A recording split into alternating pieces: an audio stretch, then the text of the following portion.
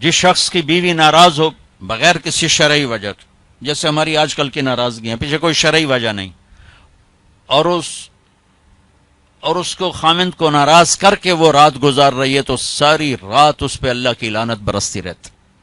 Balance کیا دونوں کی. ہاں مرد کو زیادہ ذمہ دار ٹھہرا ہے، اس میں کوئی شک نہیں، کہ کسی کی بیٹی کو لے کے جانا کوئی چھوٹی ذمہ داری نہیں ہے.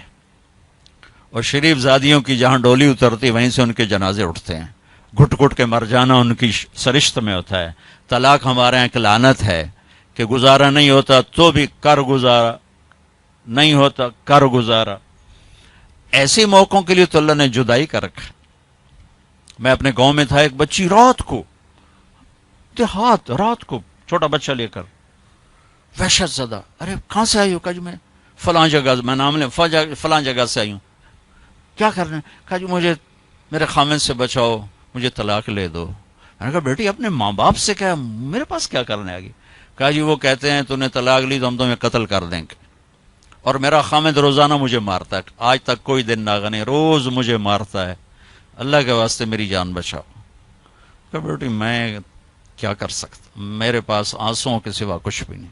میں تو یہ دعا کر سکتا ہوں، رو سکتا ہوں، اور میں کچھ نہیں کر سکتا. میں تمہارے خاندانی معاملات میں کیسے دخل دوں؟ ہاں میرا کوئی رشتہ ناتا ہوتا تو پھر میں کوئی دخل دیتا، لیکن میں تمہیں جانتے نہیں تم کون ہو.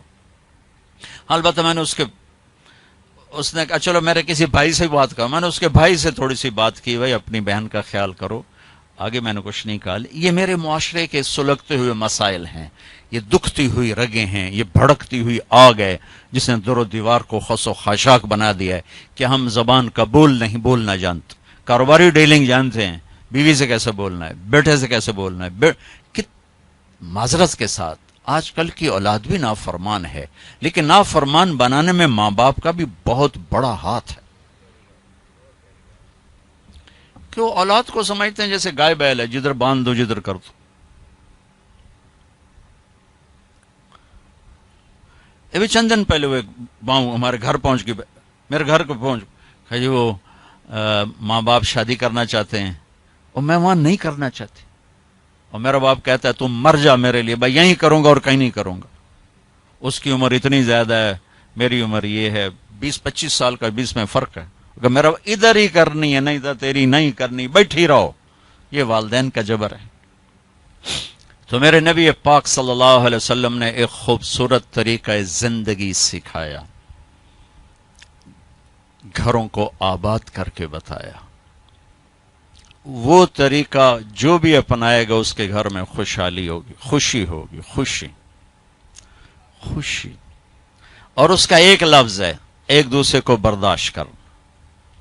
یہ آتے ہی بیوی میری غلام بن کے چلے، میں حاکم ہوں، اور بیوی آتے کہ ہونی تھے میری چلے گی، تیری ماں دی نہیں چلے گی، تو سوائے پھر بھڑکتی آگ کے کچھ بھی نہیں ہوگا.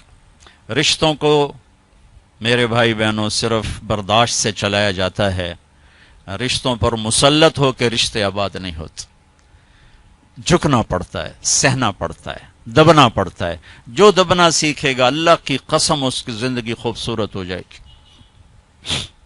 اس کا شکل صورت سے تعلق نہیں، سونے چاندی زیور سے تعلق نہیں. خوبصورت اخلاق زندگی کو 4 چاند لگا دیتے ہیں. بد اخلاقی زندگی، میرے نبی میں ایک حدیث یاد آ گئی، اجتنبوا الدمن الخضراء. تو آپ کے الفاظ تھوڑا مشکل تھے، تو صاحب نے کہا رسول اللہ، آپ نے کہا الدمن الخضراء سے بچو. یا رسول اللہ دمن خضراء کیا ہوتا ہے؟ آپ نے کہا المرأة الحسنى فی المنبت السوء.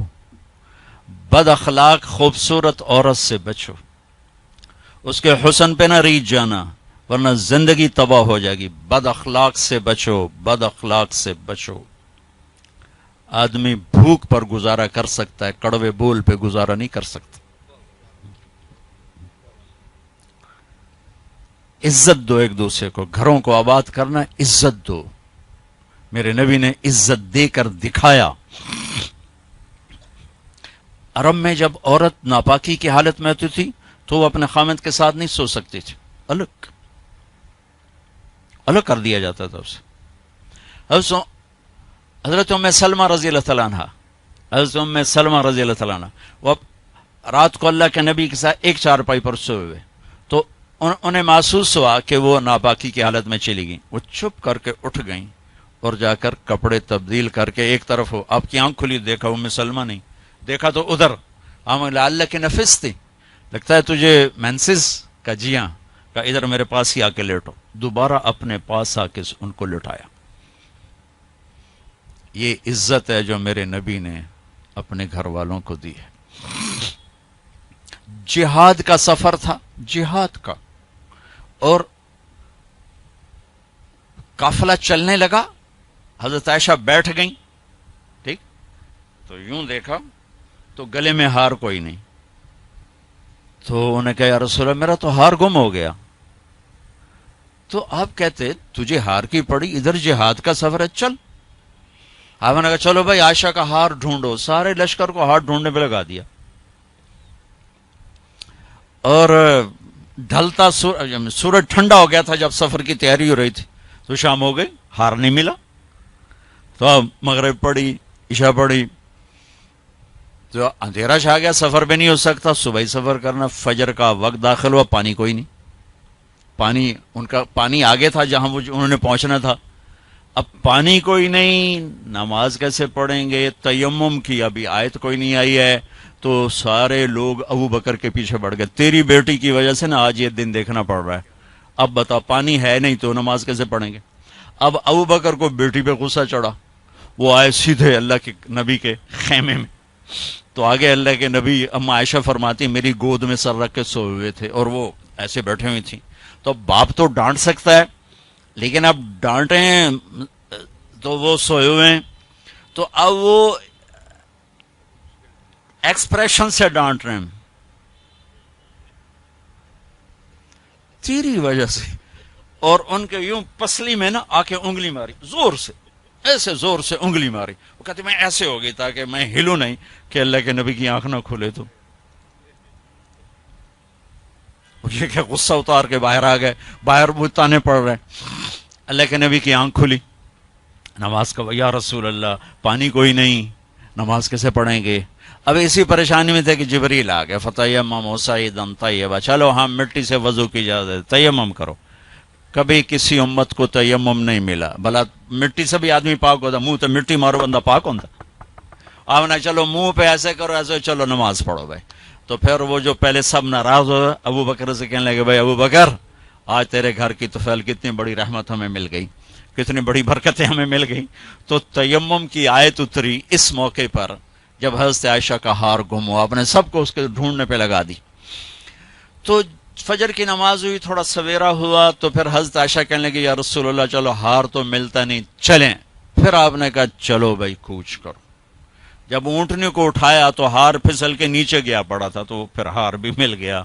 یہ دلداری ہے میرے نبی کی اپنے گھر کے لیے. میرے بھائی بہنوں، کسی کی بیٹی کو لے جانا بہت بڑی ذمہ داری ہوتی ہے. اور میں یہ دکھ سے کہتا ہوں کہ میرا سسرالی معاشرہ بڑا ظالم ہے، بہت ظالم. کوئی لاکھوں میں ایک گھر ایسا ملتا ہے جس کو لے جاتے ہیں اس کو عزت دیتے ہیں، ورنہ تانے کے سوا کچھ نہیں ہوتا. نہ ساس کے پاس، نہ سسر کے پاس، نہ خامند کے پاس، نہ خامند کی بہنوں کے پاس. سر اس کے عیب بھی دیکھے جاتے ہیں. خوبیاں دیکھنے والا گھر کوئی کوئی ہوتا ہے. ایک حدیث یاد آئی، آپ نے مدینے والوں کی تعریف کرتے ہوئے فرمایا کہ یہ جو میرے مدینے کے صحابہ ہیں نا، انصار، یہ اتنے عالی لوگ ہیں کہ ان کے گھر میں کسی کی بچی آ جائے اسے یوں لگتا ہے جیسے میں اپنے ہی گھر میں آ گئی. یا اپنے انصار کی تعریف فرماتے ہوئے فرمایا کہ یہ میرے مدینے والے ساتھی ایسے ہیں، ان کے گھر میں کسی کی بچی کی ڈولی اترے اسے یوں لگتا ہے میں اپنے ہی گھر میں ہوں. تو سسرال والوں سے کہتا ہوں جس کی بیٹی لے جاؤ اسے اپنا گھر بنا کے دے دو، اسے اپنا گھر محسوس کرے، اپنا گھر اسے بنائے.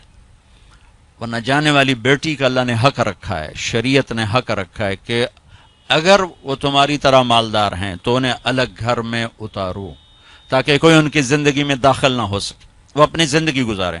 ان میں جو جھگڑا ہوگا تھوڑا ہوگا، لیکن ادو سس بولی ادو سورا ادو نو بولی دو او بولے دو او بولیا وہ تو نیری کھچڑی پک جانتی، مطلب مناوے کہنو تو رساوے کہنو. تو شریعت نے حق رکھا ہے کہ اس کو الگ گھر میں اتارو. اس کی ہمت نہیں تو اس کو کرائے کا گھر لے کر دو. وہ کہے کہ مجھے الگ کر دو, مجھے کرائے کا گھر لے کر دو, تو وہ نافرمان نہیں, اسے گھر لے کر دو. اگر اس کی گنجائش نہیں تو گھر میں ایک پورشن اس کے لیے لے کر رکھو. ایک پورشن کی گنجائش نہیں تو ایک کمرہ, ایک ٹوائلٹ, ایک کچن اس لڑکی کا حق. جو کچن اس کے ذاتی استعمال میں ہو, ٹوائلٹ اس کے ذاتی استعمال میں ہو, کمرہ اس کے ذاتی استعمال میں ہو, یہ 3 چیزیں اس کا لازمی حق ہیں. اگر یہ بھی نہیں کر سکتا تو وہ تسبیح پڑھے تھے, روزے رکھے تھے, اللہ اللہ کرے کسی دی بیٹی نو ضرور دھکے دیونے تے ذلیل کرنا, ایدوں ہی دھکے تے ایدوں ہی دھکے, پھر چپ کر کے شادی نہ کرے, بس بہ کے اللہ اللہ کرے. یہ اللہ نے جانے والی کا حق رکھا ہے. ہماری معاشرت ہندو معاشرت ہے جس میں جوائنٹ فیملی سسٹم چلتا ہے, یہ بہت اچھا تھا, بہت اچھا تھا, ایک دوسرے کی مدد ہوتی تھی. اب یہ ایک مصیبت بن گیا ہے کہ ایک دوسرے میں دخل دینا ایک فرض بن گیا, ایک دوسرے کی زندگی کو تلخ کرنا یہ فرض بن گیا. کس میں جھگڑا نہیں ہوتا, بڑوں کا کام ہوتا ہے سلجھانا, ہم اسے الجھانے میں لگ جاتے. میرے نبی اپنی بیٹی کے گھر آئے, حضرت عائشہ, وہ آگے پریشان, حضرت فاطمہ وہ آگے پریشان بیٹھی. آپ نے کہا کیا ہوا؟ کہا میرا اور علی کا جھگڑا ہوگی. ایسی پاکیزہ جوڑی کہ جنت میں نور کی چمک اٹھے گی. لوگ پوچھیں گے جنت یہ نور کہاں سے ہے؟ تو فرشتے کہیں گے اوپر کی جنت میں علی و فاطمہ مسکرائے ہیں, ان کے دانتوں کے نور سے نکلے نور نے جنت کو روشن کر دیا ہے. یہ اتنا بڑا جوڑا ہے. لیکن دنیا ہے.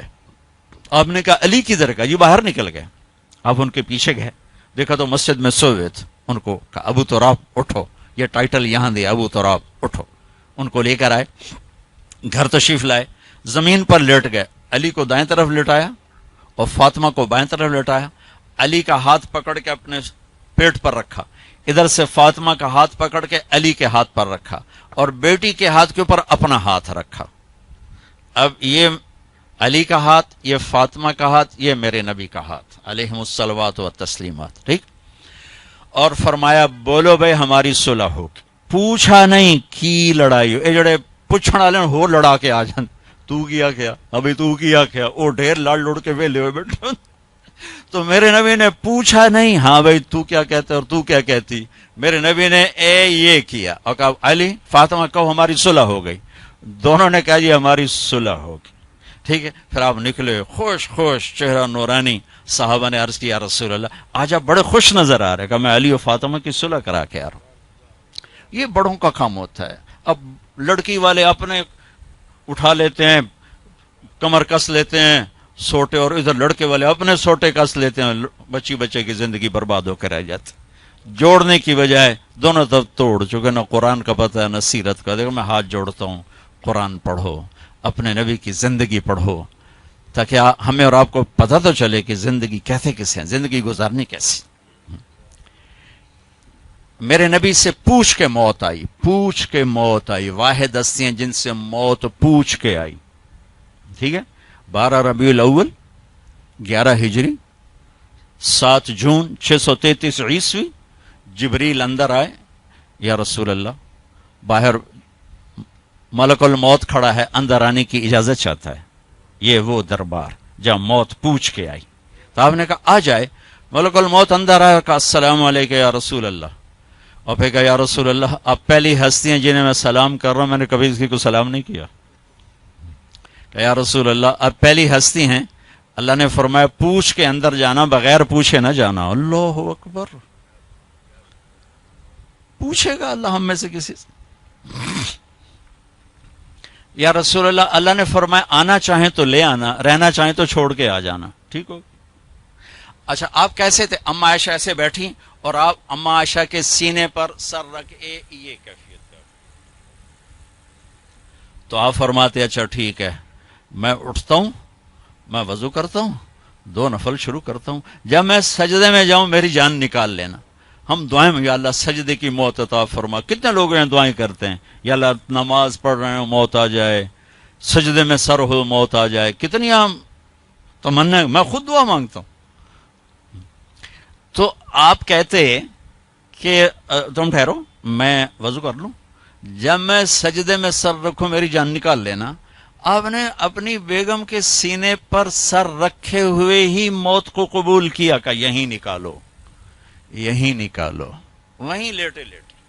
اسے میری ماں حضرت عائشہ فرماتی تھی میرے نبی میرے سینے اور ٹھوڑی کے درمیان اللہ کے پاس حاضر ہو، مات فی سحری و نحری. یہ بھی ایک پیغام تھا، یہ بھی ایک پیغام تھا کہ آپ اپنی بیگم کے سینے پر سر رکھ کے دنیا سے جدا ہوئے ہیں اور اللہ کی بارگاہ میں پہنچے. تو بھائیو، لمبی ایک خوبصورت زندگی ہے، میں گھنٹے سوا گھنٹے میں کیا بتا سکتا ہوں، اور یہ اتنا اندھیرا ہے کہ اس میں کروڑوں شمعیں جلیں گی اور اربوں پروانے قربان ہوں گے تب جا کے صبح ہوگی. اس اندھیر میں میری چند باتیں پتہ نہیں کوئی روشنی کا سبب بنے یا نہ بنے، پر اگر چند کانوں پہ دستک ہو گئی تو شاید کچھ ذرہ خیر وجود میں آ جائے. بھائیو، اپنے نبی کی زندگی سیکھو، اپنے نبی کی زندگی کے مطابق چلنے ڈھلنے کی کوشش کرو. یہ تبلیغ کا کام بھی اس کو سیکھنے کی ایک خوبصورت محنت ہے. جو کرے گا اللہ تعالیٰ اس کی دنیا بھی بنائے گا، اللہ تعالیٰ اس کی آخرت بھی بنائے گا. آخری بات یہ کہتا ہوں، اپنے گھروں کو آباد کرنا ہے تو اس زبان پہ قابو پانا سیکھ لیں، اس زبان پہ قابو پانا سیکھ لیں، اس زبان پہ قابو پانا سیکھ لیں.